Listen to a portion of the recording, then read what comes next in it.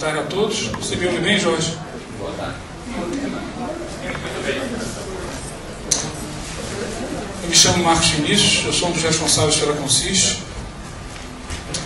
Vamos lá. Sejam todos bem-vindos ao 17º evento que nós fazemos esse ano. Nós tínhamos uma meta de realizar 15. E é muito bom estar aqui.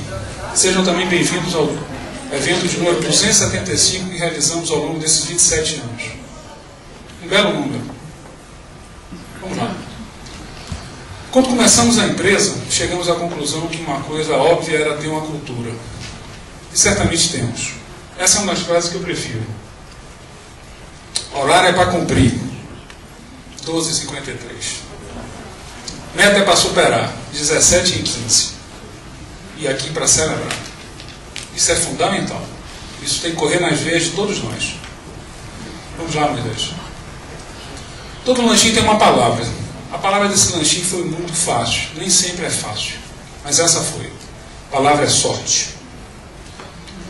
Moisés acabou de me dizer que essa frase é de Thomas Jefferson, um ex-presidente americano. Eu tenho muita sorte, disse ele. E quanto mais eu trabalho, mais sorte eu tenho. Olha quanta sorte esse ano.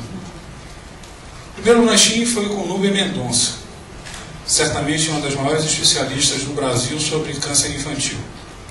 O segundo, Denilza Munhoz, nos falou sobre como administrar o mais caro dos nossos recursos, o tempo. O terceiro, o Newton Souza, um mágico da fotografia, faz milagre. O quarto, o Diego Andrade, o responsável certamente pela principal academia de ginástica hoje no nosso estado. O quinto e o 10º, cadê você, Chico?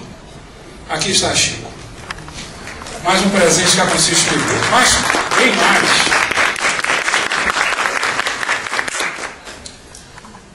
Nós nos conhecemos na sessão comercial, convidei-o e ele fez o quinto lanchinho.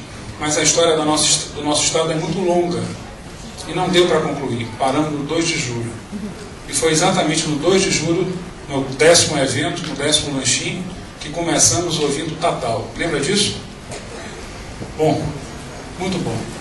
O sexto foi com Ailton Ferreira, secretário municipal de reparação. Certamente, todos sabem, Salvador é a cidade mais negra fora da África. O sétimo, Adair Oliveira. Ninguém conhece melhor a história do polo petroquímico, e certamente das necessidades dos portos e de outras coisas do nosso estado como Adair. Oitavo, cadê você, César? Levanta, César.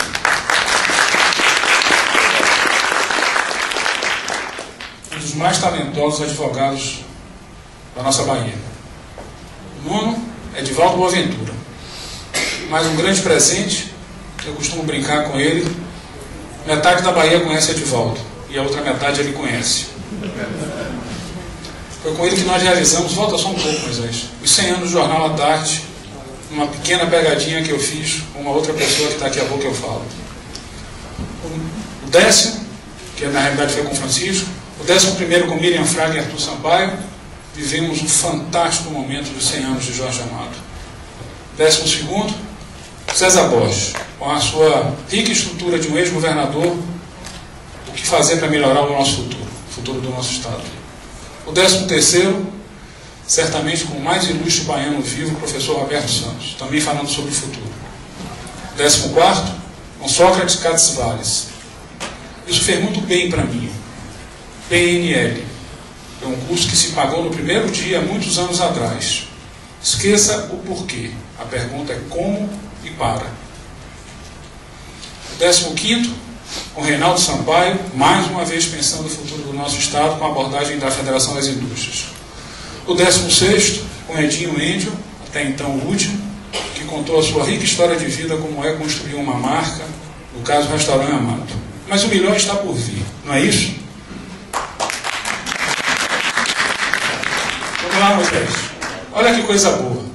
Em 2013, o meu número da sorte, já pensou os nossos pavios como vão ser gostosos? Mas é exatamente para nos abençoar que nós resolvemos fazer, por favor, o lanchinho com Mãe Estela. Surgiu mais uma vez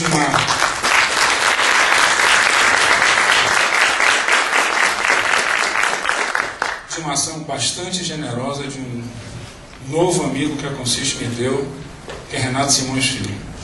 Renato esteve a primeira vez na Consiste para assistir um lanchinho, e naquele momento, uma das coisas que eu gosto em mim é que a luz bate. Não sei se é essa, tomara que sim, e eu brinquei com ele fechando um evento. Renato, quando é que nós vamos fazer o lanchinho do 100 anos do Jornal à Tarde? Imediatamente ele gostou do desafio. Passamos a nos frequentar, a nos conhecer mais, e numa dessas conversas ele disse: Marcos, eu tenho algumas sugestões. E uma fantástica sugestão é exatamente o que nós estamos fazendo agora. E é exatamente Renato que eu convido para fazer a apresentação oficial do evento. Por favor, Renato.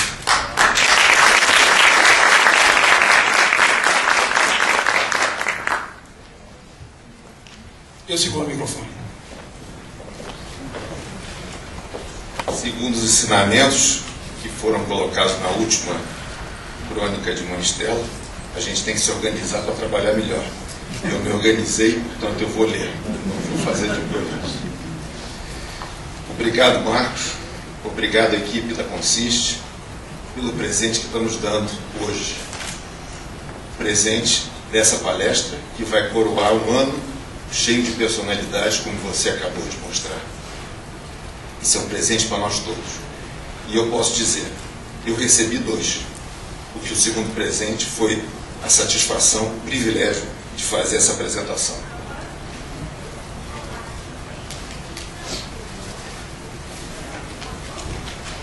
Você mandou um release, um pequeno currículo de Mãe Estela, do qual eu vou passar a ler alguns trechos.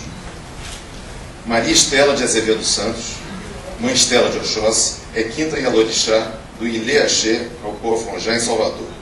Posto mais elevado do Ilê, tem a função de iniciar e complementar o ato de iniciação dos Olorixás. Iniciando aos 14 anos, por Mãe Senhora, recebendo o Urupó, nome de Odê Caiodê, em 1939.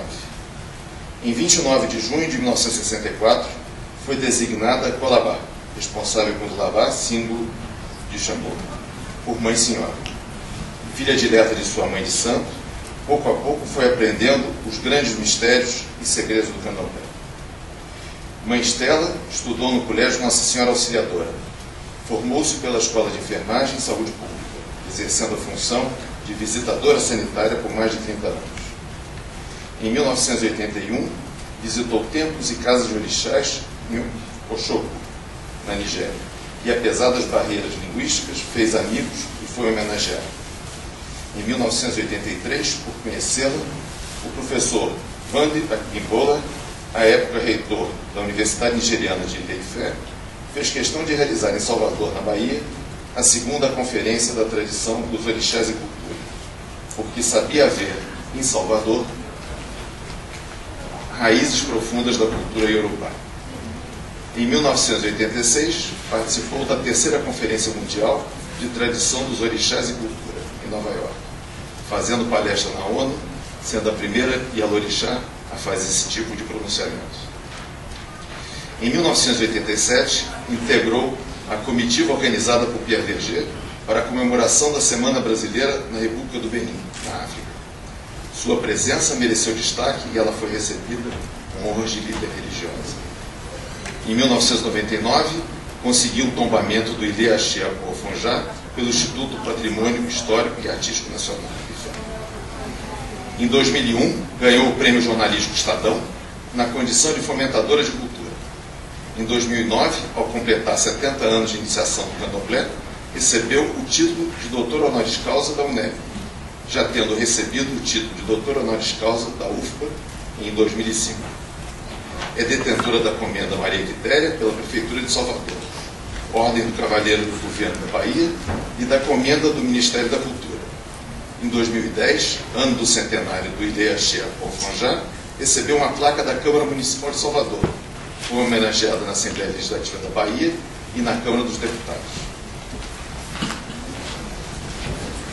Tive o prazer de convidar Mãe Estela para escreverem à tarde, atendendo a uma sugestão da jornalista Cleidiana Ramos, colega de empresa, profunda conhecedora do tema religiões, sobretudo as de origem africana, sendo nossa principal referência. Em conversas informais, ela foi me instruindo sobre a cultura do candomblé e seus principais personagens da Bahia. Daí a chegar a Mãe Estela, foi um pulo. Convite feito, convite aceito. Nesses quase 2 anos, temos quinzenalmente, às quartas-feiras, encontrado a palavra sábia, esclarecedora e amorosa de Mãe Estela, inclusive documentando uma tradição que era apenas transmitida pela oralidade. Esse trabalho já foi compilado e é reunido num livro lançado ontem no Teatro Castro Alves, intitulado Opinião. Um livro muito bonito, tanto na forma quanto principalmente no conteúdo. Queria contar uma história pessoal. Em uma das primeiras vezes que estive no Ilê para conversarmos, o tratamento de Mãe Estela começou cerimonioso. Era senhor, doutor. À medida que o assunto avançou, passou a chamar de você. E no final, eu já era meu filho, para minha grande alegria. Então, para iluminar nosso espírito e aquecer nossos corações, vamos ouvir as palavras de Mãe Estela. Obrigado. Renan, eu acho interessante você subir a tela, por favor. A senhora quer sentar ali? Como é que ela vai sentar?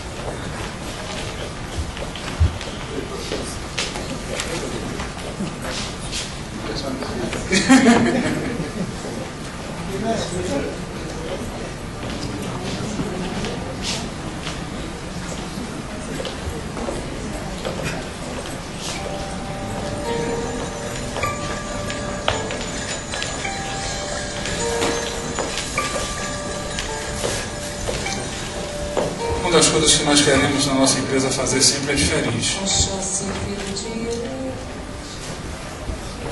E dessa vez, certamente, será novamente diferente. Pelo que eu entendi, e acredito que entendi certo, ao invés de uma fala constante, contínua, a Estela vai preferir que as perguntas surjam. Então, vamos interagir da forma mais natural possível. Combinado? Aqui só é proibido uma coisa, ficar calado, então. Eu vou começar. Conte sua história toda. Usa o microfone.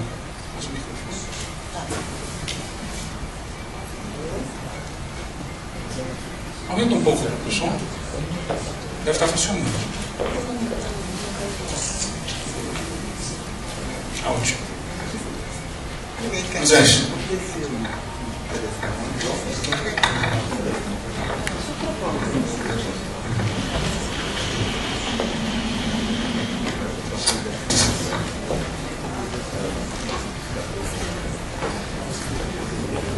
Isso aí, obrigado. Então, boa noite para todos, boa tarde. É com muita alegria que eu estou sentada aqui agora para fazer esse bate-papo, essa conversa.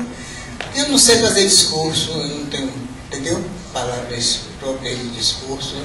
Eu sei conversar como nós conversamos. Eu sou uma pessoa do povo e se você conversar com o meu povo dessa maneira, fica muito, muito mais bem entendido, mais gostoso e a gente pode prolongar muito mais, com mais alegria. Certo? Eu sou Maria Estela de Azevedo Santos, já falou sobre isso.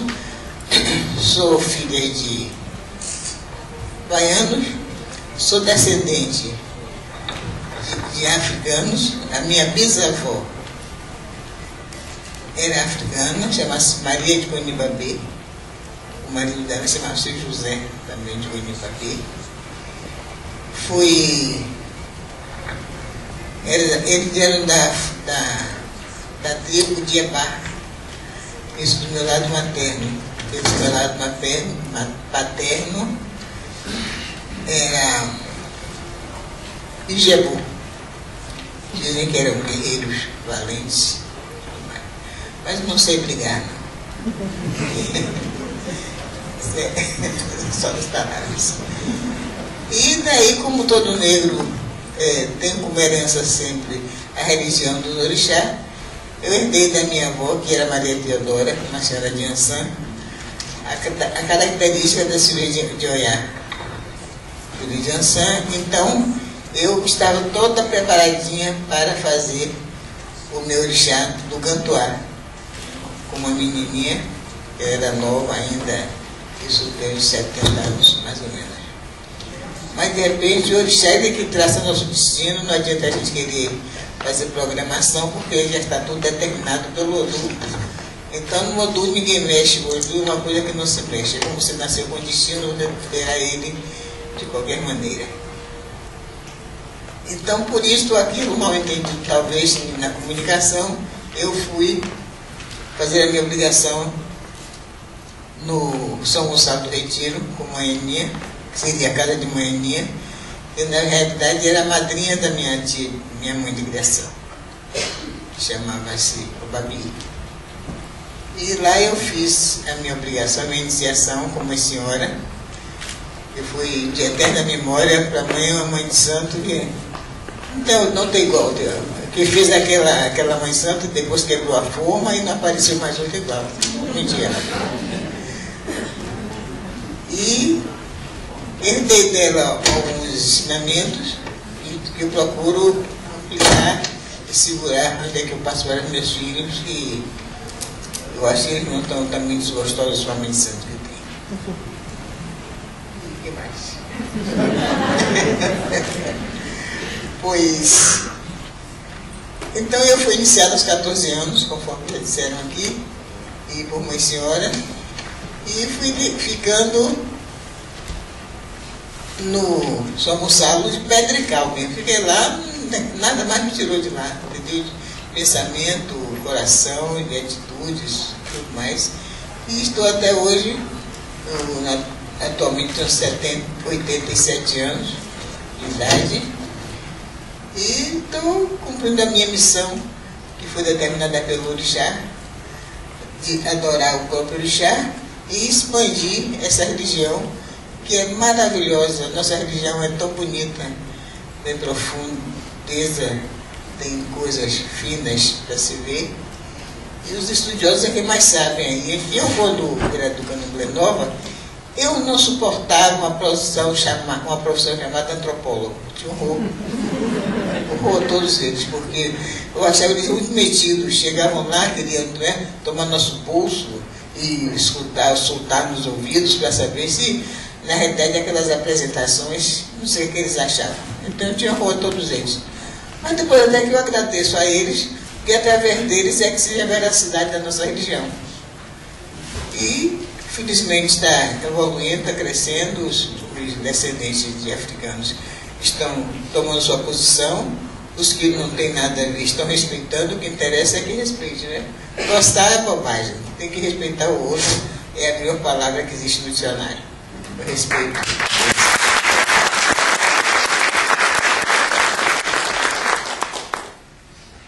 E contudo que aquela nossa casa, como a maioria das casas da Bahia, são modelo, né? Nós somos descendentes, por herança, da Casa Branca, e as primeiras negras que fundaram o Candomblé aqui na Bahia eram Iadetá, Oiacalá e Anassô, e delas então surgiram outras casas, como o Gantuá e São Gonçalo. São as três mais velhas que têm conhecimento. Fora o Baite Folha também, que é uma casa bastante antiga de outra nação, porque nós temos isso, né? Quando os nossos descendentes vieram da África para aqui, vieram feito mercadorias, era pegando, jogando no navio e cada um que se vire por lá. Foi o que aconteceu, mas essa necessidade de um segurar o outro nesse apoio é que fez com que expandisse muito mais. Porque de repente eu era da nação de Angola, mas ajudava o meu irmão africano, que pertencia à nação de Gueto, e essa integração foi muito boa, porque cresceu e embelezou muito mais. Você vê que o africano não briga com o outro lá na terra deles, eles são guerreiros mesmo, brigam por tudo. Mas fora de lá da África é uma união, então um sempre apoia o outro. Se vê que até na atualidade, com tudo, que quem quiser abrir casa está, né, uma porta aberta aí, todos têm conhecimento, todos têm aval, todo mundo recebe PK, sua credencial para ser pai ou mãe santo. Então é uma coisa muito fácil de abrir. Com tudo isso, sempre é usado os mais velhos de uma casa de orixá para a casa do outro mais novo, para ajudar nos primeiros barcos, nas primeiras obrigações. É como se fosse um axé, é aquele aval que o mais velho está dando, fortalece ao novo que está entrando. E aí a casa vai crescendo e a religião vai ficando mais conhecida, mais respeitada, mais mostrando a seriedade da coisa. E nós estamos chegando até lá, com fé nos orixás. Mais alguma coisa? Perguntas? É só levantar e falar, por favor, senhor. Boa tarde, Marcelo. Sim, boa tarde. Eu queria saber como é que foi a passagem da senhora que teve uma educação num colégio tradicional de Salvador e com orientação ditidamente católica. Como foi essa passagem dessa formação católica que a senhora teve no colégio de Sofia, no colégio de Nossa Senhora Auxiliadora, que vai se transformar hoje numa grande líder espiritual do candomblé? Chama-se Coisa de Dodô. Conversa do Dodô. O meu Dodô era esse, eu pertenço ao Dodô. É misterioso como quase todos, mas o meu eu acho que é o mais misterioso que tem.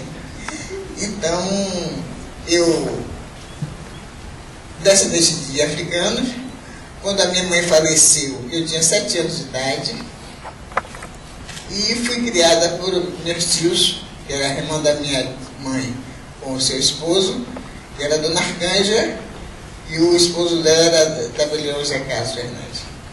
Ele era o homem mais católico que eu conhecia na Bahia, era um negrão assim, tipo africano mesmo, mas todos os dias a gente ia para o cartório, ele passava em 3 ou 4 igrejas. Eu me acompanhava porque ele me levava para o colégio, eu não ia sozinha, que eu era pequena, com 8, 9 anos, então ele todos na Piedade, São Francisco, ele entrava, rezava, botava água benta, entendeu? Tinha uma molhada, um óvulo do bolso, botava lá na coisa aí, e foi levando e eu acompanhando por ele. E ele, como era muito católico, também nos orientou para isso. Nós tivemos uma religião de católica, porque todos nós fizemos primeira Eucaristia, fizemos crisma, né? Fizemos depois primeira comunhão, que é a Eucaristia mesmo, e primeiro batismo. o batismo, tinha dia de batismo, dia de consagração, dia de crisma, tudo isso, né? E depois, quando namorava, tinha que casar na igreja católica, de Val Grinalda, todo mundo muito bonitinho, organizadinho. Eu também caí nessa, fui me casei assim.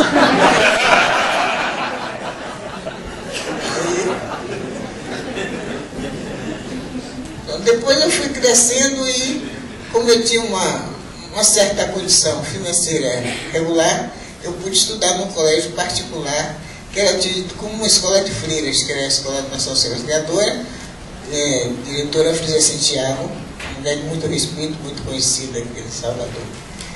E daí mas eu tinha a espiritualidade muito aguçada em mim, que às vezes a gente, quando tem essas questões espirituais muito fortes, se torna uma pessoa diferente dos outros. Eu era bem diferente dos meus irmãos e dos meus colegas também. Porque meus colegas eu via, tinha um grupo, meu grupo era invisível, porque eu ficava na roça, na Escola Nacional Auxiliadora, uma roça muito bonita, e eu tinha meu cantinho para ficar lá com meus amigos invisíveis. Eu conversava com todos eles, subia ali as cenas e tudo. A minha disse, pô, minha filha está maluca, o que eu vou fazer? Então, como já tinha havido o caso da minha avó, que não quis se iniciar, com medo dessa repressão, isso tudo, ela não quis se envolver, e terminou, ficou doente mental mesmo, e terminou falecendo antes do tempo, porque ela dizia que a riqueza que ela tinha foi oferecida por Yansan, Então que ela tinha que devolver tudo, já que ela não podia fazer o santo. Então ela pegava as joias, tudo dela, porque as negras africanas, descendentes africanos, trabalhavam muito e juntavam esse dinheiro comprando joias e imóveis. A maioria delas tinha muitos imóveis, tinha joias, tudo, e a minha avó saía cheia de apetrecho e tudo, e ninguém sabe onde ela botava. O dinheiro dela foi todo assim, acabado sem saber como, porque ela ia dar um tal senhor que ela conhecia, espiritual, né? Ela ia levando a joia dela toda, as encomendas que ele dava para ela, porque ela teria que gastar o dinheiro dela com Iansã. Já que não gastava com Iansã, ele levava e terminou assim. Então minha tia, quando viu com aquele procedimento meio biruta, né? Falando sozinha, conversando e tal, aí ficou com medo, me levou no Rantuá, depois me levou no São Gonçalo e por lá eu fiz a obrigação e tive a sorte de ser realmente mesmo coisa espiritual, porque tanto que eu fiquei boa, consegui estudar, depois fui para a escola de enfermagem, prestei enfermeira em saúde pública, e foi uma escola muito boa também, porque não tinha universidade, né? A escola de enfermagem onde formavam também os médicos, era no terreno. E lá eu fiz meu curso, fiz meus estágios, viajava e tudo mais, e aprendi muita coisa boa na escola de medicina também. E daí, quando eu fui para a escola de enfermagem, foi bom também, porque juntou, agora eu vejo muitas coisas que a gente aprende na escola, no axé também tem, porque axé é uma escola de vida, é o axé. Quem entrou para o axé de um princípio, atualmente não quer moda, todo mundo, né? Todo mundo vai fazer orixá, gosta de orixá, todo mundo tem seu santinho, né? Seu orixá e tudo, mas antigamente as pessoas iam mesmo por uma vocação espiritual. E daí eu segui meu caminho de enfermagem, formei-me e, servindo o axé, eu juntava a situação religiosa com a religião social. Então conciliava a escola com enfermagem, com outra escola, com o trabalho e tudo mais, e fui levando a minha vida e crescendo dentro do axé também, como na sociedade. Aí estou aqui com vocês hoje. Perguntas? Chico, por favor.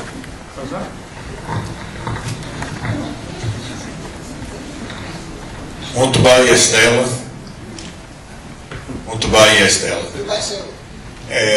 A senhora sabe da admiração, do respeito, do carinho que eu tenho pela senhora, que é uma grande líder, não só espiritual, mas intelectual na Bahia. A senhora desenvolve um trabalho muito bonito no Ilê Axé Opoafonjá, tanto do ponto de vista do axé, da religiosidade, quanto da educação dos jovens. Lá tem uma escola que tem um amparo municipal, mas acima de tudo é uma escola comunitária importantíssima na formação dos jovens daquela região. Se a senhora puder nos dar alguma palavra aqui a respeito disso, porque talvez nem todos conheçam esse trabalho que é desenvolvido lá, de formação do jovem com raízes afro-baianas.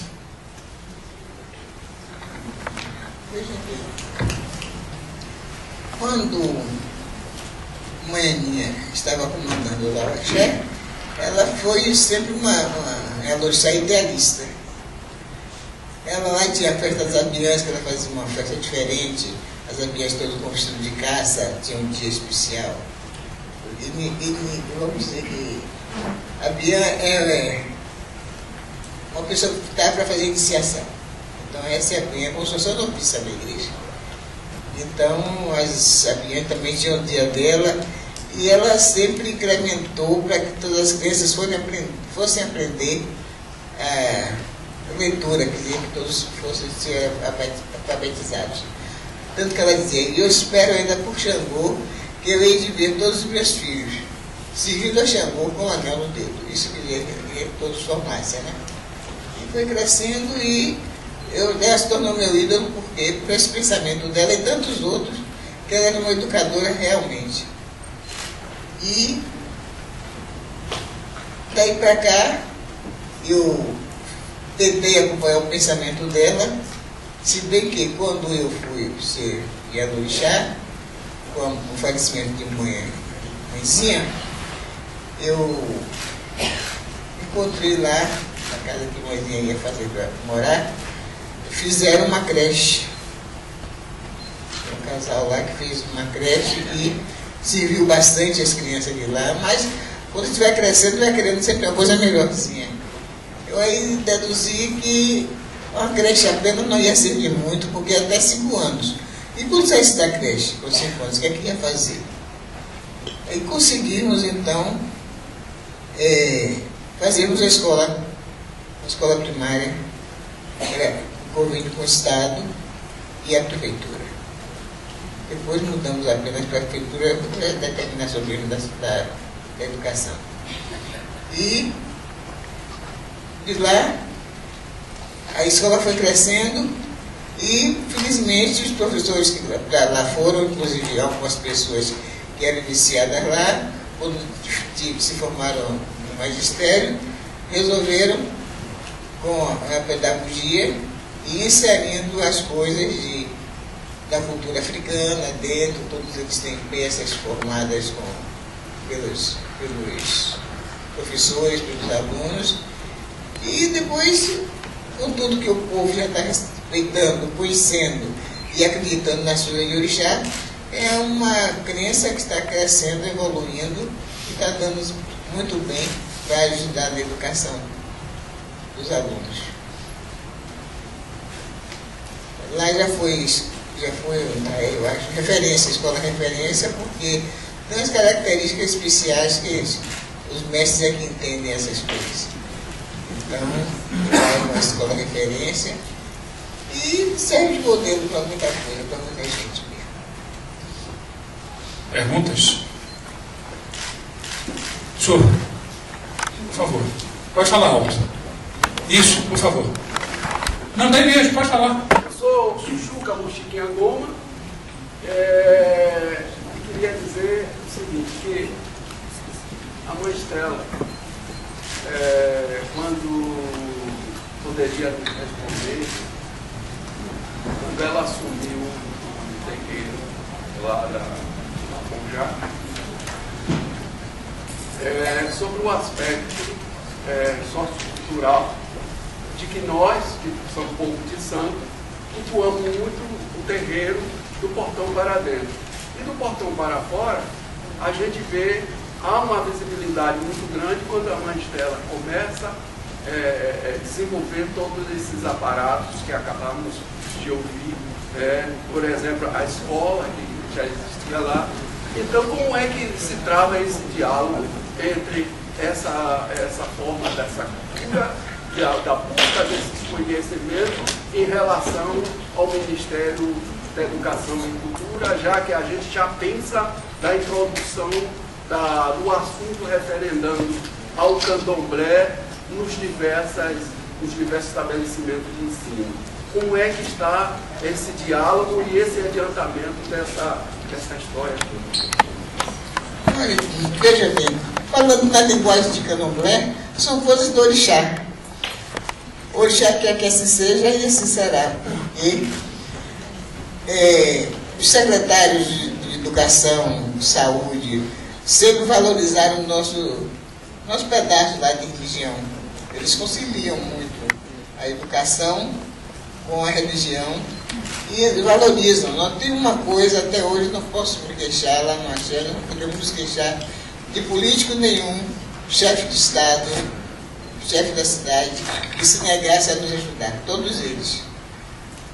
Temos escola pronta lá, temos lanche, temos tudo, qualquer apoio que queira de transporte, de tudo eles dão, nos dão teatro para as crianças se apresentarem.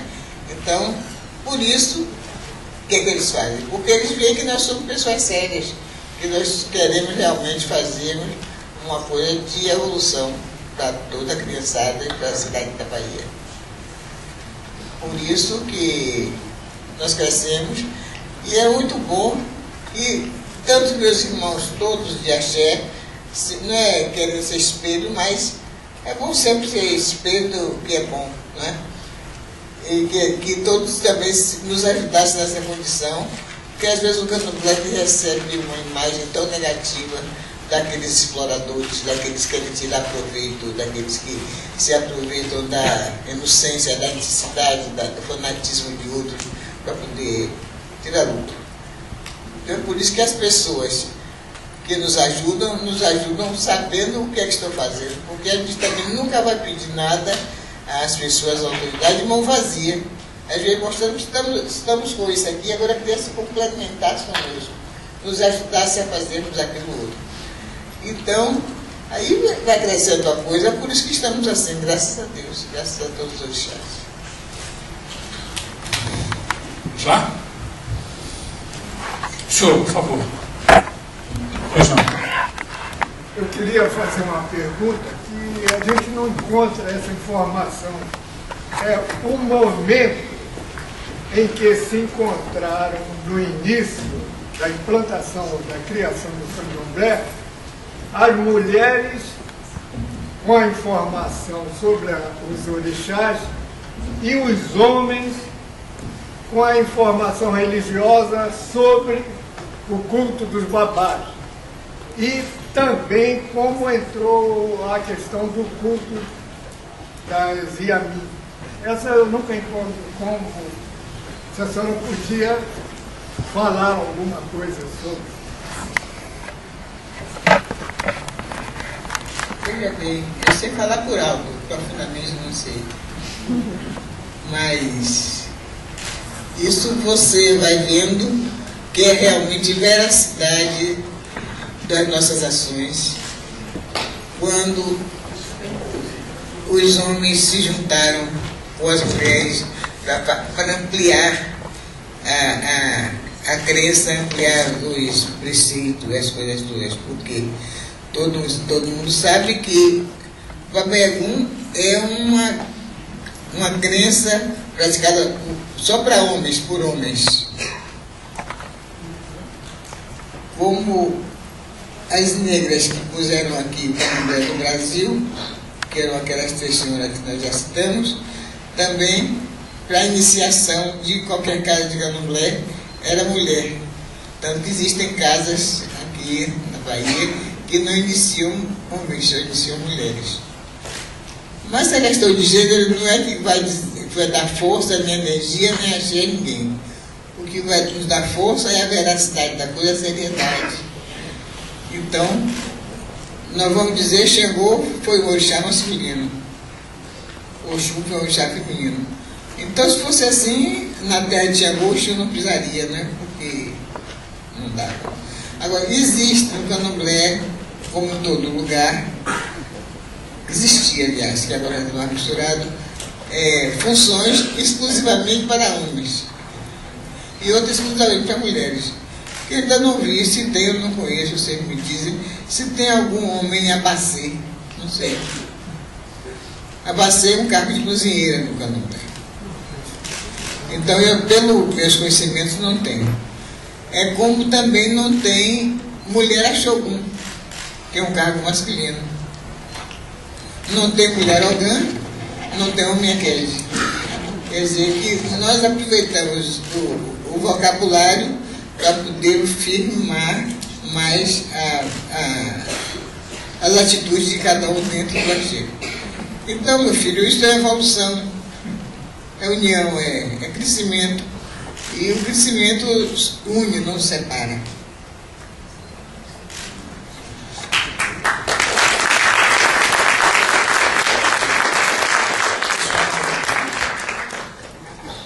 Por favor. Fala um pouco mais alto. Levanta. Por favor. Monta aqui. Boa tarde. A senhora já revelou que escreve cartas para Papai Noel. Como estamos perto do Natal, a senhora já fez a sua cartinha. Qual o seu desejo para esse ano? Muito bom. Ainda não, mas estou pensando seriamente. Estou pensando seriamente. Eu podia até, agora não se está tempo, mas eu podia se juntar para fazer uma cartinha, né? A Papai Noel, onde eu pedisse a todos eles que todos pensássemos iguais. querendo progredir, ajudando ao outro, dando a mão aos outros, sabendo que todos nós somos irmãos, né? Que o homem é irmão da mulher, o negro é irmão do branco, do alemão, e tudo mais. E a gente trabalhando sempre com o pensamento para o alto e para a frente, e a gente sempre chega lá e dá conta do nosso recado. Quando a gente pensa também que fazer o bem não faz mal a ninguém, ajudar o irmão também não é prejudicial para ninguém. Então posso fazer sua carteira leve que a gente dá. Uma nuance diferente. Perguntas? Por favor, César. Boa tarde a todos. Antes de fazer a pergunta, eu não posso deixar de parabenizar a Consiste, na pessoa de Marcos, por ter trazido Mãe Estela aqui para que nós todos pudéssemos fazer desta forma tão democrática, né, as perguntas e conhecermos melhor essa grande líder religiosa, que eu já tive a oportunidade de conhecê-la, de conversar um pouco com ela.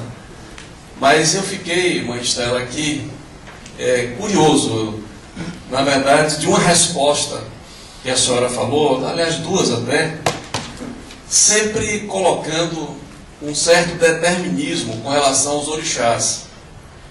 E, inclusive, na sua história. Então eu fiquei curioso de saber até que ponto a senhora, como líder religiosa do Candomblé, aceita esta determinação e qual o limite, qual o livre-arbítrio de cada um de nós, né, em não aceitar algumas, como a senhora disse, algumas coisas que estavam escritas pelos orixás, né, e já desdobrando esta minha curiosidade, esta minha indagação. Eu sei que é uma pergunta agora um pouco mais complexa, mas queria saber também, se a senhora pudesse falar um pouquinho, como é que o Candomblé lida com a mediunidade. Eu acho até que essas minhas duas indagações têm muito a ver com essa questão mesmo da mediunidade. Então, é uma curiosidade. Como talvez não tenha tempo de falar reservadamente com a senhora, estou fazendo de público e a senhora responde logo para todos aqui. Viu? Obrigado. Mediunidade é um estado que cada um de nós tem uma característica, né? Você diz assim, eu acho que eu sou médium, eu passei por ele e fiquei toda arrepiada. Acontece isso. Tem pessoas que chegam perto de você e deixam uma energia tão negativa que você fica todo dia acamado, fica com febre, fica com tudo. Então, quando eu era garota, nessas ocasiões assim, os mais velhos pegavam e mandavam rezar de olhado. Tinha alguém determinado com a folha e tal, que ia lá e rezava a gente e tirava aquela energia. Nada mais, nada menos é do que você pegar uma folha no mato, a folha determinada pela pessoa determinada na hora certa, e mandar dar uma sacudida no outro, como se fosse limpando o astral, limpando as energias que possam atrapalhar a nossa vida. Então, mediunidade, existem palavras que não tem nem definição, só a pessoa citar a palavra, você já vê logo que é um segredo, que é um aú, que é uma coisa que não pode ser falada nem explicada. Aí eu perguntaria a você, como foi que Maria Santíssima viu o anjo dizer que ela estava grávida, se ela não teve relação com ninguém? Como é que nasceu Jesus? Isso é espiritualidade, é mediunidade, o que é isso? Ou foi uma nuance de Maria?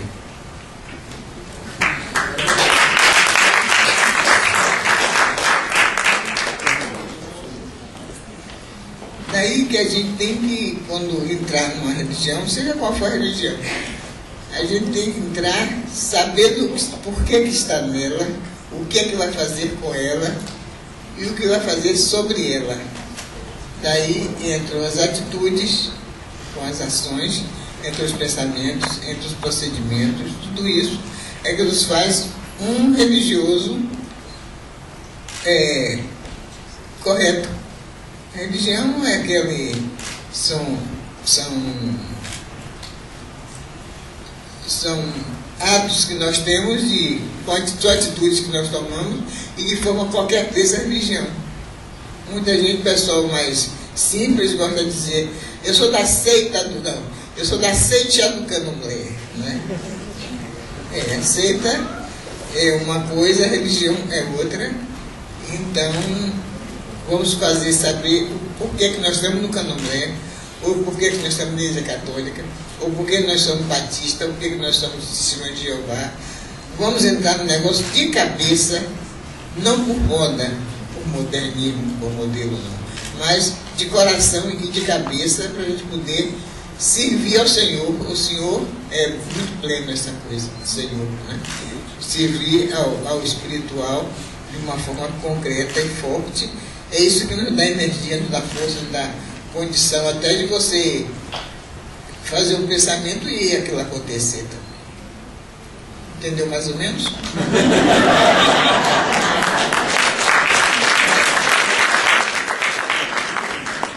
Por favor. A bênção, Mãe Estela. Fala um pouco mais alto, por favor. A bênção, Mãe Estela. Eu abençoe. Já está perto de completar 30 anos do manifesto que a senhora... O microfone do lado. Oi, já vão se completar 30 anos do manifesto que a senhora lançou na década de 80, conclamando os religiosos de candomblé a assumirem sua religião como religião, e era também uma espécie de crítica ao sincretismo, né? Que é uma realidade histórica. E a gente percebe que nesses 30 anos muita coisa já mudou, inclusive em relação aos líderes religiosos mais jovens. A gente já percebe que algumas casas já desvincularam seus ritos dos ritos católicos, né? Daquela necessidade de ir na Igreja Católica. Então eu queria que a senhora falasse um pouquinho sobre isso, essa sua coragem naquele momento, né? E ver o resultado desse seu trabalho. Certo. É porque eu estava cansada, como a religião católica, de repente, ficou sendo a religião oficial do país, né? Todo mundo era católico, a religião católica. Mas quem tem princípio dos orixás é católico, é do candomblé, como é que faz? Ninguém sabe, né? Então muita gente, como eu mesmo, que fiz comunhão, me batizei e tudo mais, mas foi iniciada com os 14 anos, já tinha feito primeira comunhão. Então eu ia, no dia das festas de igreja, que eu gostava da festa do Bonfim, né? Ia para a missa, ia para o São Francisco e tudo mais, mas ouvi o padre dizer assim: o candomblé não presta, porque quem vai para o candomblé e de noite vem para a novena, acende uma vela a Deus ou ao diabo. Isso ficava na minha cabeça. Como é que acendia o Brasil? Eu tinha certeza que eu não estava fazendo mal a ninguém quando ia para o meu candomblé. E o católico está cuidando da vida dele. Mas me aborrecia era ver ele estar diminuindo, aborrecendo a gente com aqueles negócios de dizer que é religião do cão, religião do diabo, não sei o quê. Então, como eu já era adulta, já era independente, e tinha democracia no país, e eu achei que eu podia falar uma coisa dessa, inclusive chamando até a atenção. Porque a gente, quando ia para as festas de igreja, que usava contas, né? Pegava a conta, guardava aqui dentro para o padre não ver. Como é que eu uso o símbolo do meu santo clandestinamente? Não pode ser. Então, naquele dia eu estava inspirada, né? Então, eu plantei aquela ação que até o pobre do bispo se incomodou aqui no país. Ele não me dava sossego, nem eu a ele. Ele ia para tarde para o jornal, ele estava lá. Ele disse: não, mas você não vê no jornal, não. Não podia dizer isso, né? Mas até que o diretor do jornal não deu muita importância.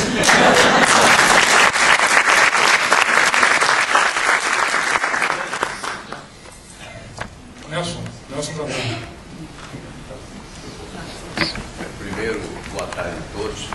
Eu quero parabenizar a você, Marco Francisco, Obrigado. por nos brindar com tantas palestras realmente agradáveis, principalmente no exercício de 2012 que se encerra e trazendo a espiritualidade para nós. Mas, irmã Estela, me preocupa uma coisa. Eu vejo proliferar crenças diversas, de todos os tipos. E vejo que essas crenças têm crescido de dia para dia. E também permanece aquelas outras, como a Igreja Católica, com toda a sua imponência. Eu pergunto a senhora, o Candomblé, qual é a convivência hoje com essas religiões e crenças? Olha, já surgiu uma palavra chamada ecumenismo, né? Todo mundo agora foi ecumenismo, para intolerância. São palavras políticas e que servem para tocar o coração da gente. Porque, eu disse há pouco distante, quando a gente entra numa religião, a gente abraça uma causa, tem que entrar nessa causa de cabeça. Entrar porque crê, porque acredita, porque sabe que tem verdade em cima disso aí. Se você é da religião católica, você procura saber, ler a Bíblia, você procura ler os livros de orações, aquele negócio de missal, tudo isso, e ali traz muita verdade também. Então, se você acredita naquela verdade, você não vai matar ninguém por isso, mas você vai se corrigir e entrar pelo lado que você acha que é correto naquela crença, para poder praticar a sua, mostrando que você também está com razão. Porque não tem ninguém certo nem errado no mundo. A gente tem que fazer aquilo que nos deixa feliz. Então, se eu sou feliz sendo da religião católica, eu sou. Agora, não pode aproveitar nunca se aproveitar do pensamento, do sentimento dos outros, da crença dos outros, para tirar lucro. Eu já vi, eu vou contar que tem muita gente que é do orixá, muita gente aqui que vai do orixá, não acredita, vai com curiosidade, pegou por curtição e tudo mais. Mas eu já vi muitas vezes pegar gente que tem compromisso com o orixá, eu falar até abertamente, porque aí vai dar juízo a essa outra pessoa aí. E você vai oferecer vai dar uma oferenda lá numa casa de orixá, e a pessoa foi, entregou o acaçal, entregou a fruta, aí procura saber, por exemplo, você quer mais alguma coisa? Então a gente que é do orixá tem a forma de conversar com os búzios, né? Através do bio dos búzios com o orixá, mas aquilo joga e entrega a Deus, né? O orixá, que ele vai dar resposta através daquilo. Eu já vi muita gente pegar, como não caiu a resposta de acordo, ele empurrar com a mão assim. Essa é a resposta assim. Isso é vergonhoso, meu Deus. Não existe. É um pecado. Isso é pecado. Então não podemos nunca fazer isso. Nem chegar e dizer assim, eu vi o Santíssimo Sacramento, não sei aonde. Não veio nada. Não pode ser assim. Ou dizer assim, aí você tira esse dinheiro todo do seu bolso aí e bota aqui no meu saco, porque você está comprando um lote no céu. Você bota esse dinheiro aqui, você vai ter a sua salvação de alma no céu. Não existe esse céu também, que não tem nada a ver com o céu. Então é a consciência de cada um de nós, viu? Aquilo que a gente chama de critério, que deve pensar bem certinho o que é certo e o que é errado, porque isso já é uma destruição da própria alma de quem está mentindo em cima de uma coisa sagrada. Isso não se faz. Não sei se deu para entender algumas pessoas, mas vou ver se a gente se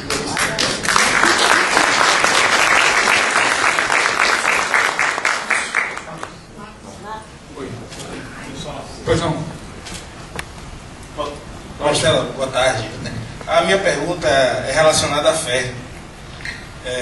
Na opinião da senhora, com o conhecimento que a senhora tem, só a fé ela é fundamental para que o candomblé ele se firme, ou existe também a necessidade de que esses líderes espirituais que estão se formando agora também desenvolvam um raciocínio, um senso crítico, né? A senhora atribui a trajetória da senhora exclusivamente à fé ou também a um desenvolvimento intelectual e social?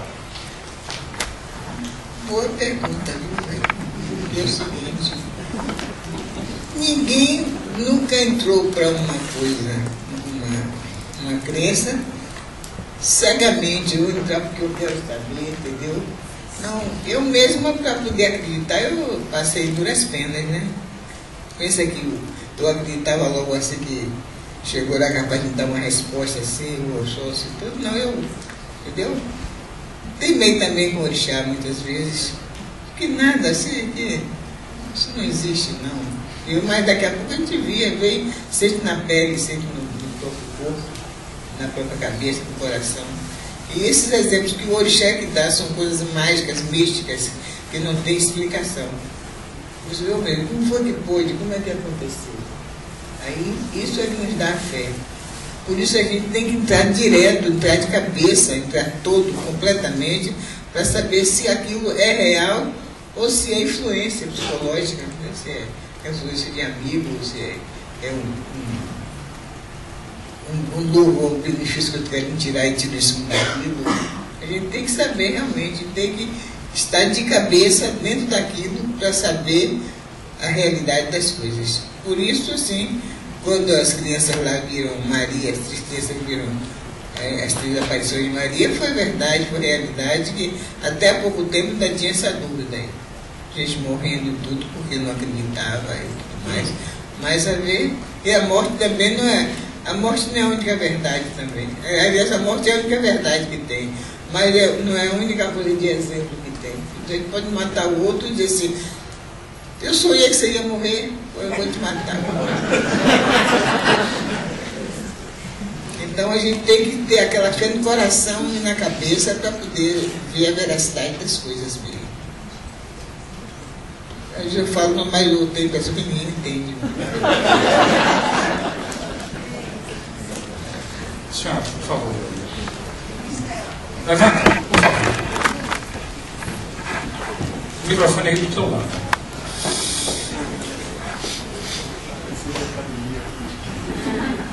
Estela, boa tarde.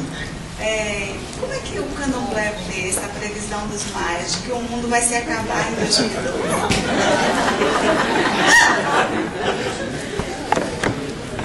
Rapaz, até eu queria saber isso.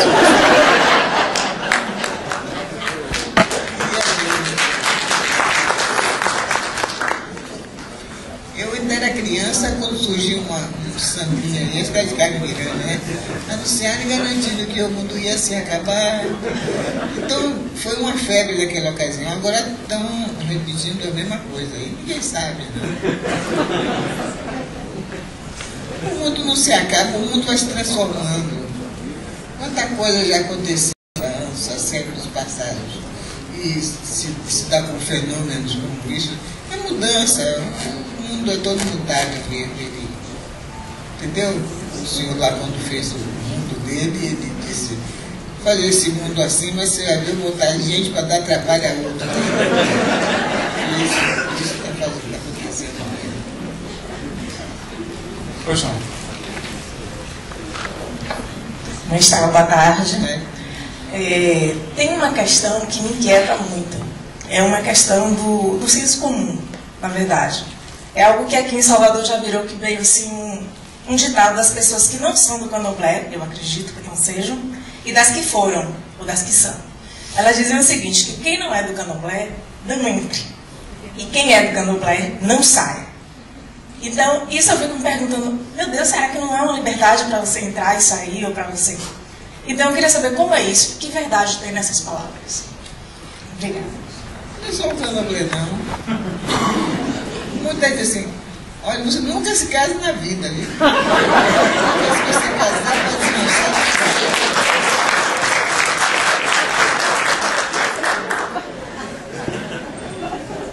E no mais tem aquilo que todo mundo chama de arbítrio, né? Você gostou até hoje, amanhã se não gosta mais, nunca mais sabia daquilo. Deus nos deu o consentimento de mudarmos também nossos pensamentos, nossas intenções. Quando a pessoa tem pleno pecado ali, uma vida perdida, daqui a pouco valoriza uma santa pessoa, que dá melhores exemplos na vida. Isso não tem. Não é proibido entrar nem sair, não. É bom até entrar e sair, porque a gente escolhe, dá para perceber o que é bom e o que não é.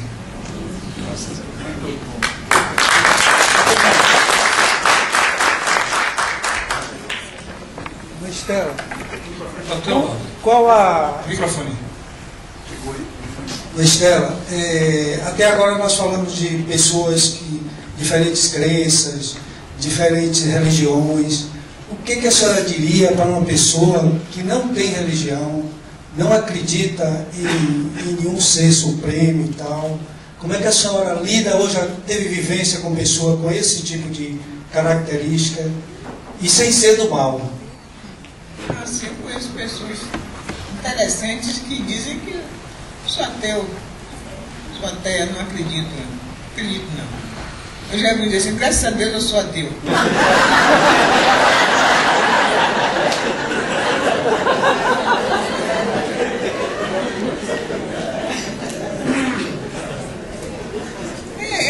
É vontade de livre-arbítrio de cada um, né? Quem diz que não acredita, acredita, assim. E tem gente que acredita até demais, inventa, cria, entendeu? É isso mesmo.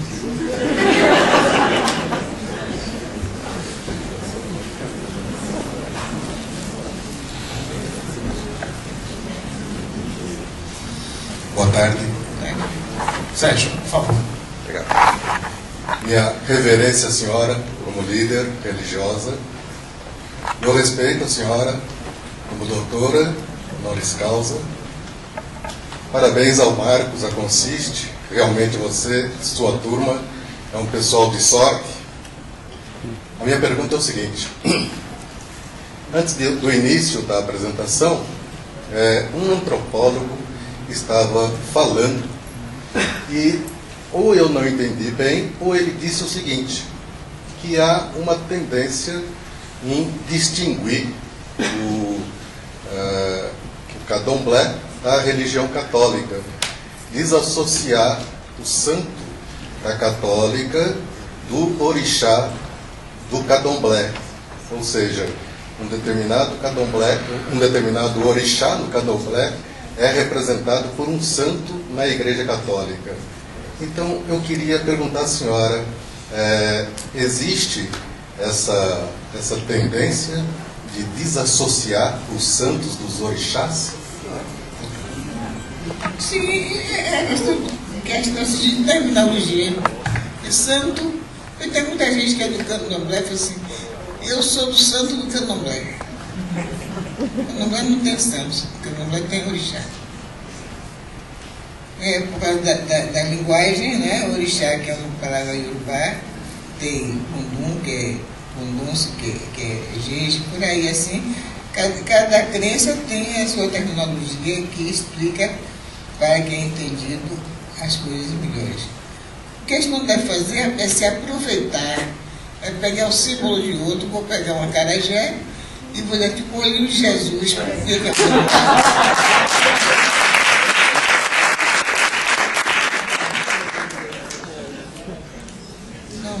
Uma coisa não tem nada a ver com outra. A gente não pode misturar porque cada coisa tem o seu lugar no céu, né? Tem o seu lugar. E a gente deve aproveitar aquilo para botar cada coisa no seu lugar certinho. E aqui? Sua bênção, Mãe Estela. Eu sou profissional do turismo e já estivemos conversando com a senhora em iniciativas exatamente para que o turismo compreenda melhor e respeite a religião do candomblé. Eu gostaria de escutar da senhora se houve algum crescimento positivo nesse sentido com relação às visitas feitas pelos profissionais e seus turistas. Obrigada. Tem sim. Mesmo porque, na atualidade, uma coisa que nos fortaleceu bastante, que mostra a veracidade da coisa e que nós estamos no caminho certo, é a questão do respeito. Você vê que você não vê mais se vê que custa muito, né?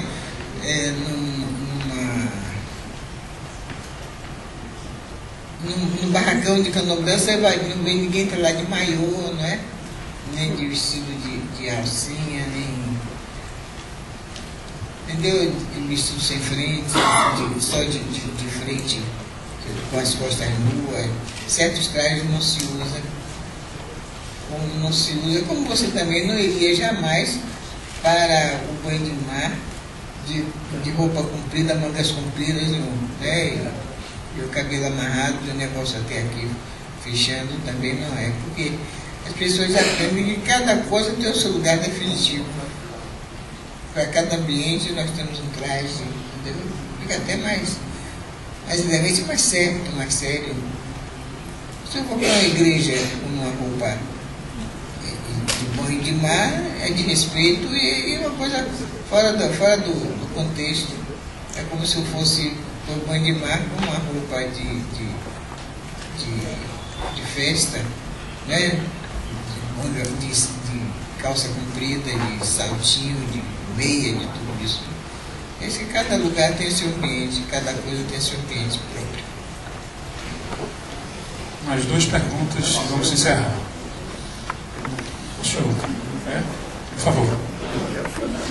Quer final? Por favor, claro. Bênção, eu aprendi que deve-se tomar bênção aos mais velhos, mais novos.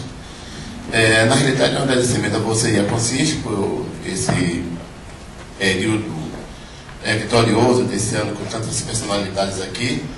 E o fechamento, que eu acredito ser um presente natalino da Consiste e seu, para essa comunidade daqui de Salvador. Mas, na realidade, é fazer um testemunho que eu sou filho dela. Então, eu quero agradecer a mãe dela pela contribuição que ela deu nesse período que ela comanda o Afonjá e pela educação que ela deu a tantas pessoas e reeducação e orientação a tantas pessoas que passaram por lá, dentre as quais eu, que fui reeducado por essa mulher, porque eu peço a salva de palmas, a bênção e tudo que eu consigo. A Maria ajuda ela, não só a Maria Brasil, mas o mundo. O Candomblé tem muito conteúdo para ajudar o mundo, não só aqui. Axé, mãe. Francisco.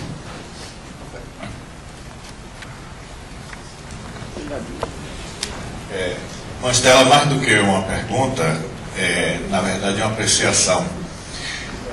Eu vejo no Candomblé, acima de tudo, muita sabedoria, muita resistência, muita solidez, e isso se manifesta na vida em comunidade, no respeito à hierarquia, aos mais velhos, aos orixás, no entendimento que as diferenças somam e não separam, porque cada um tem a sua característica, como cada orixá tem a sua característica, e todos, na verdade, formam um grande panteão, uma grande comunidade, uma grande família.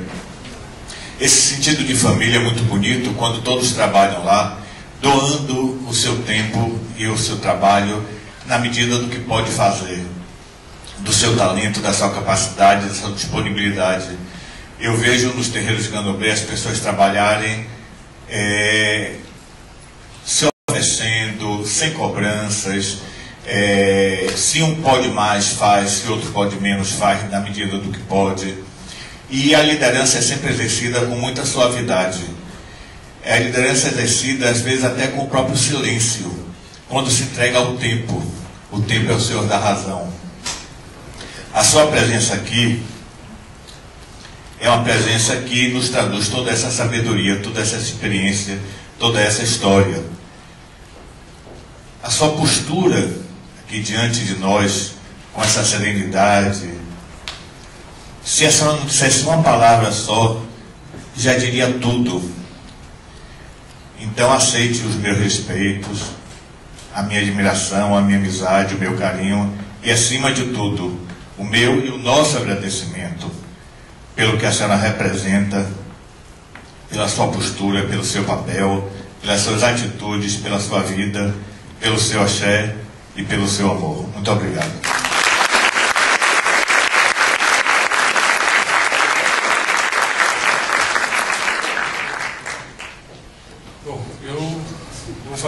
Vocês não querem. Praticamente ele pediu primeiro, você não deixou ele falar. Querido e amigo coração, por favor. Sobretudo com o pedido de minha querida Ieda Pérola Negra Mesa. Eu consegui uma torcida aqui para me ajudar. Estou aqui no fundão. Boa tarde a todos, mãe Estela, boa tarde. É uma pergunta simples, mas que eu nunca ouvi. Eu vi a resposta já de uma pessoa de santo, queria ouvir a sua resposta sobre isso. O que é que a senhora acha do uso de palavras, frases e até mesmo cânticos de candomblé em músicas de carnaval?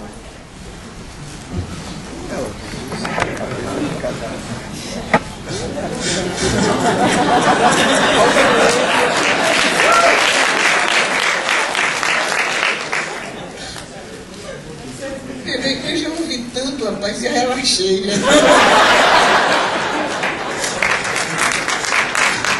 Quando a gente é moço, é valente, né?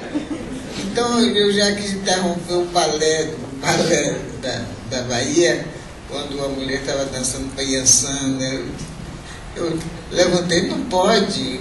Como é que você está dançando Paiançã aqui no balé? Amanhã você chega no candomblé, ninguém sabe se é o orixá mesmo ou se é representação. Então já está muito enganado, estou homenageando o Iansã. O que é que eu posso fazer? Eu podia fazer nada, deixar dizer, minha filha, mas não é. Então, por isso que eu digo, a gente quando entra para o negócio, tem que entrar, procurar estar inteiro para saber o que é que está fazendo, né? É como se você pegasse a hóstia e fosse para o trio elétrico cantar, né? Segurando a hóstia assim, né? Também é uma falta de respeito. É a cabeça de cada um, diz o ditado que cada cabeça é um mundo. Então, vamos tentar, vamos conversando sempre assim, porque a gente precisa ter entendido alguma coisa, com certeza que tem. Eu acho falta de informação e falta de sensibilidade. Você pegar, que para nós é sagrado, e levarmos para carnaval, levarmos para roda de samba, essas coisas todas. E você está certíssimo. Então vamos fazer uma campanha assim, uma campanha de amizade, que é para as pessoas esqueçam, mudem dessas atitudes que são chocantes.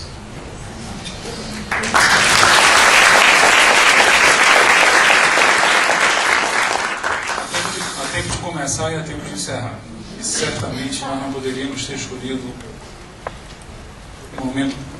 Eu jamais imaginaria que esse momento ia ser tão bom. Muito obrigado a todos pela presença, pelos alimentos. Vou pedir a Graziela para fazer o encerramento. É Itamar que vai? Itamar. Não, Graziela. Graziela nossa, porque tem duas Grazielas. Você pensou que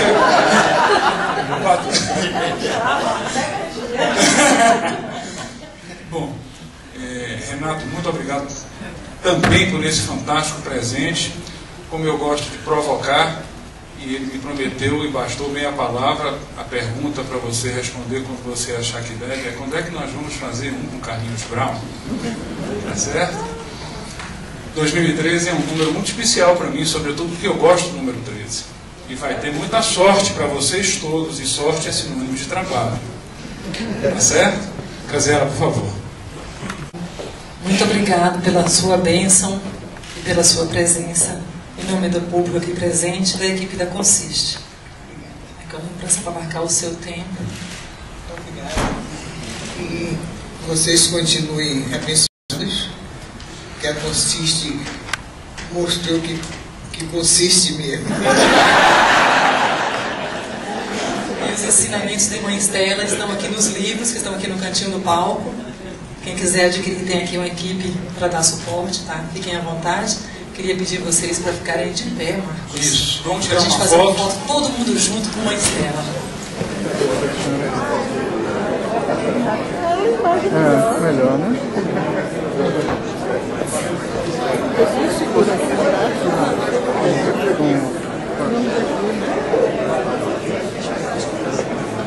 Por favor, debaixo da cadeira tem a... Não, a cadeira que eu botei embaixo, não deu certeza para pagar.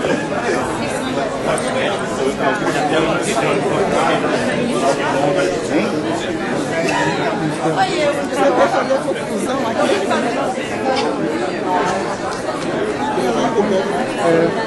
Ela vai descer. Cadê o Bamar? Bamar!